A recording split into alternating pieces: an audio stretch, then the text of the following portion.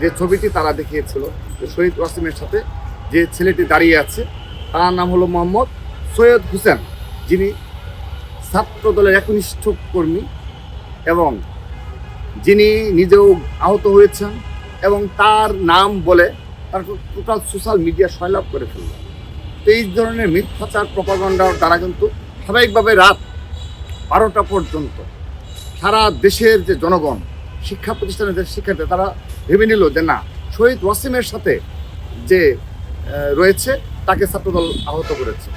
পরবর্তীতে রাতে যখন অনেক রাতে যখন নিজেই যখন এসে বলল যে না, আমি জীবিত রয়েছি এবং আমি আহত হয়েছি, ঠিক আছে, কিন্তু আমি হলাম ছাত্র দলের একজন একনিষ্ঠ কর্মী, এরপর তাদের নেগেটিভ আবার চেঞ্জ হয়ে গেল। এখন বলতেছে তারা যে ওয়ার্ড শিবির না মহানগর শিবির, তারা এখন এই ধরনের নেগেটিভ নিয়ে আসতেছে। তো রাত 12টা পর্যন্ত শত শত ফটোকার সারা সকল শিক্ষা প্রতিষ্ঠান ছড়িয়ে দেওয়া হলো। শিবিরের শীর্ষ নেতৃত্ব থেকে শুরু করে তৃণমূল সবাই এই শহীদ ওয়াসিমের এই ছবিটা ব্যবহার করে তারা নোংরামি করল। কই, এর জন্য তো কোনো ক্ষমা প্রার্থনা করলো না। এটি একটি ঘটনা। তো এটি তাদের চরিত্র।